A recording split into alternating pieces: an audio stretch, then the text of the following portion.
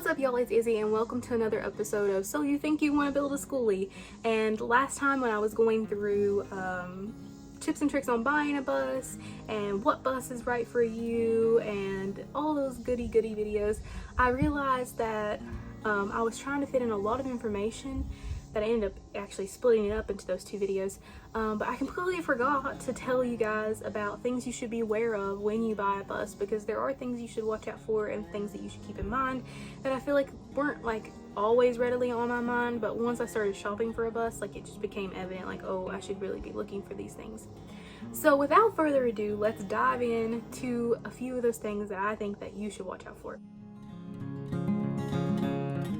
Okay, so the number one thing that I feel like people often mislook, because it's easy to not see it until you start demoing your bus. And even if you don't plan on demoing your bus, then you might never see a problem like this. But rust is a problem I feel like that sometimes gets often overlooked, especially if you don't have any experience buying a bus and you're just like, oh, like, yeah, school bus. That one. As I said, it can be kind of hard to tell about rust in a bus when you go look at it, because you can't peel back the layers on the floor or the walls to like be able to look at it and see if the floors are rotting through. But rust on the floors is a very common problem with buses, and a good easy way that you can tell without having to literally buy it and then demo it is to look underneath the bus. If there's significant rust underneath the bus, I would definitely not recommend purchasing it. And if you're buying it online, you can always ask questions and they'll be honest with you. I hope they are, at least. Or you can go look at it most of the time and see for yourself up close and up person. I wish I had kind of done that with my bus. I looked out and there wasn't a lot of rust in my bus, but I've seen some horrifying pictures on the Schoolie forum of people who literally have like entire rusted frames, and they would be better off taking their engine and putting it in a better frame than they would to fix the floors in their bus. Another thing is, if you have the option, if you're going to like a dealer or you're buying it from someone, or even if you go inspect it and they allow you to crank it up, how like quickly does it turn over? Does it turn over without a problem? Is it hesitant to start? Is it just like the battery issues, like where it's been sitting there and no one has cranked it in a while, or does the issues go deeper than that? I guess it's kind of one of those things where you kind of have to be knowledgeable about a bus and a bus engine if you're going to go look at it to be able to tell the difference or not.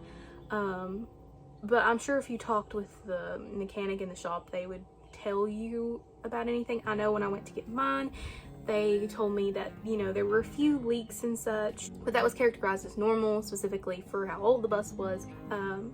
So don't get too freaked out about a lot of stuff, but just make sure that you feel comfortable making the purchase. But a lot of times, like I said, it's usually just a battery issue. It's usually not that big of a deal, but take it in mind, because if the bus cranks right up when you go there, that's usually a fairly good sign that's been well maintained even after they've taken it off of service or out of service. Another thing, I guess it's not something to be like too beware of, but to be conscious of, is mileage. So a lot of people would probably get turned off at the fact that a bus maybe has like 160,000 or like 240,000 miles. See, mine's at 245,000 miles.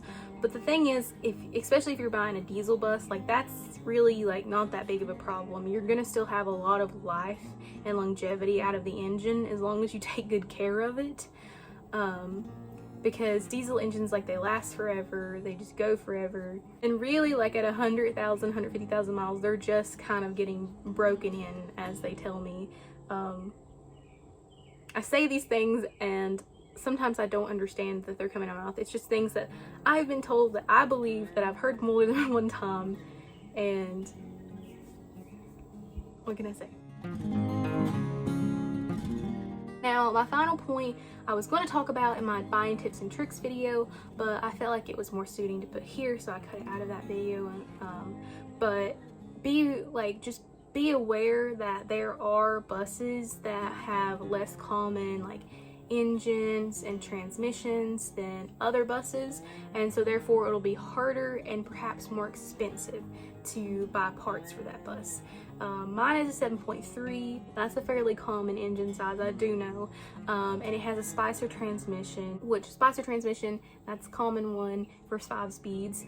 If you have an automatic, then that would be, I think, an Allison is usually a good one to look for. As far as other engines go, I have a list. I'm going to visibly read off of it because I have asked for information on this because I wasn't exactly sure on some of them.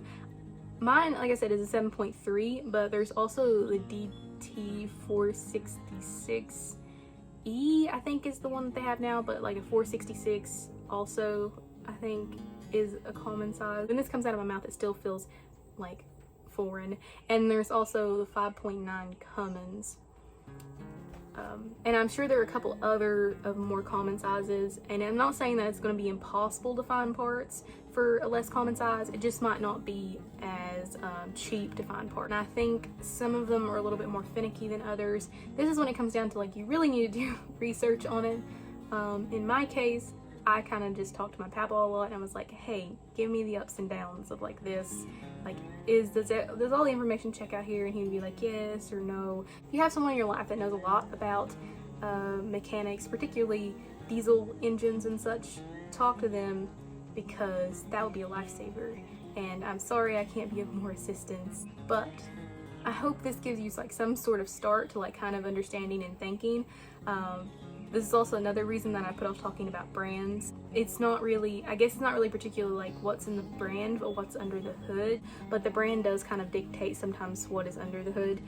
So it's best to just do research to what you feel like is preferable to your personal preference. I know to some people it's not that big of a deal to have to look harder to find parts or have to pay more for parts because they want the specific, you know, bus or the specific engine because they just tend to like it. I guess there are some people out here in the schooling community that do tend to have preferences because they know more about engines and such than I do. I know I was at a media conference and someone's like, you've done your research, and I was like, yes, I did my research, but also it kind of just accidentally happened. And then I found out after the fact that, oh, I ended up with a really good lot. Huh. Good thing I have good people around me that guided me in the correct direction. So for today's video, I might not be able to answer all your questions, but do always feel free to leave them down below, and I'm sure someone will come along that is more knowledgeable than I, because my opinions, especially on things like this, are not the end-all be-all opinion. But I just want to try to be helpful to you all, because I know that some of you guys just need like that little push, like that little bit of just helpful, like that basics, where you're not diving into a column where everybody's like talking about letters and numbers and you're like, oh my gosh, what is this? 5.9, 7.3, 6.4.